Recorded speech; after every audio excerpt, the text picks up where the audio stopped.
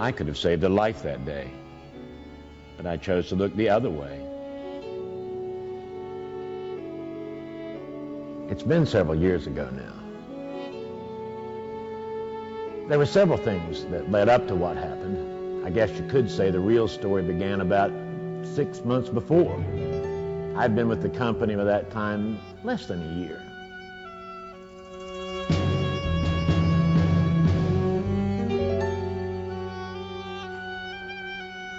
Hey, Joey, you don't have the line from the heat exchanger blanked off. We went over this at the maintenance meeting, huh?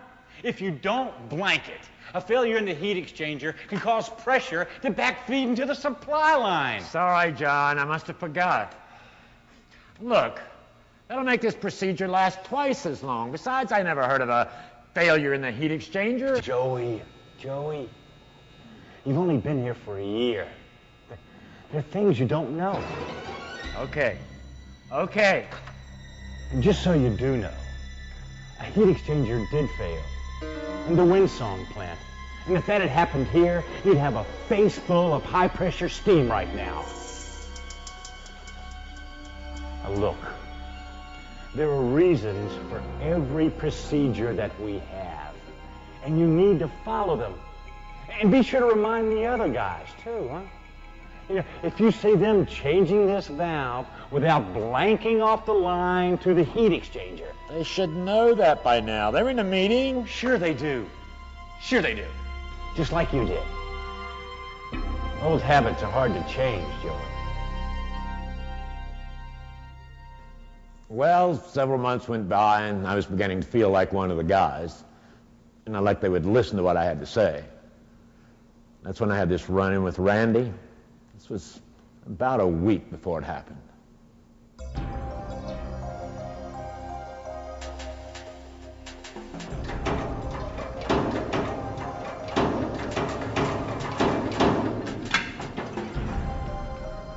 Hey, Randy, you forgot to use the bonding wire, buddy.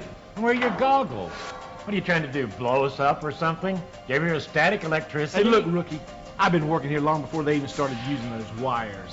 Yeah, but John said in a safety meeting the static electricity could spark off in... But John doesn't work with this stuff. I do. I've seen their little procedures come and go, and I'm still here.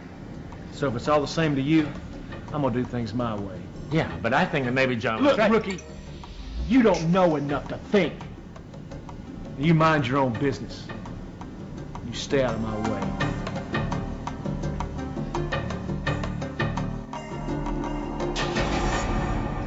I still remember how low I felt after that conversation. It really shook my confidence. And I'm sure it contributed to what happened a week later. I was walking along and saw Randy beginning to service the steam supply valve. It has to be serviced every 6 months. Naturally, I looked to see if he had blanked off the line from the heat exchanger. He hadn't. I was still smarting from my last encounter with Randy. I just didn't want to get into it with him. Didn't want him to get mad at me. Again. I could have saved a life that day, but I chose to look the other way. It wasn't that I didn't care. I had the time and I was there. But I didn't want to seem a fool or argue over a safety rule. I knew he'd done the job before. If I spoke up, he might get sore. His chances didn't seem that bad. I'd done the same. He knew I had. So I shook my head and walked on by. He knew the risks as well as I. I justified it to myself by saying, I'd done it that way before. What right did I have saying anything to him? I mean, he knew the procedure.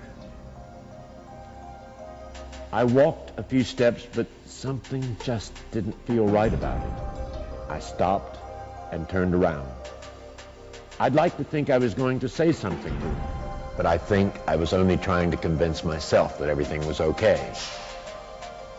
It wasn't. He took the chance. I closed an eye.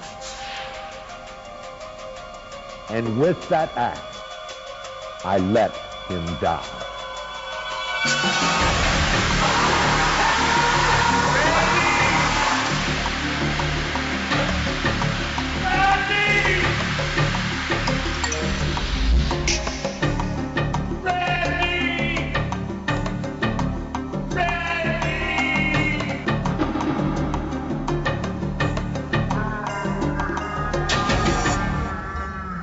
I could have saved a life that day, but I chose to look the other way.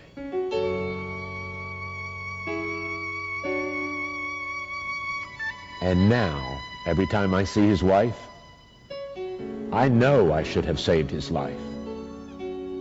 That guilt is something I must bear, but it isn't something you need share.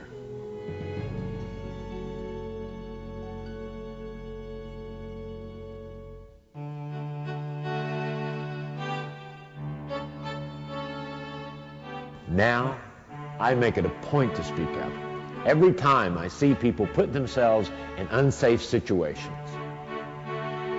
Not to criticize people, although some people take it that way, but because I truly don't want them to get hurt. Some of the newer guys get mad from time to time. I don't mind. But the older guys, the ones that knew Randy, they understand why I do it. In fact, they've started speaking up also, and it's starting to rub off on others. Just the other day, someone reminded me to put on a face shield. He didn't know me or Randy. He just knew I needed to wear it. And he wasn't afraid to say so.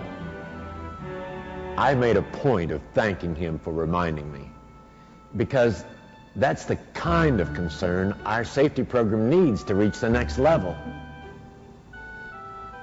I'm truly sorry that someone had to die before we realized it. If you see a risk that others take that puts their health or life at stake, the question asked or thing you say could help them live another day. If you see a risk and walk away, then hope you never have to say,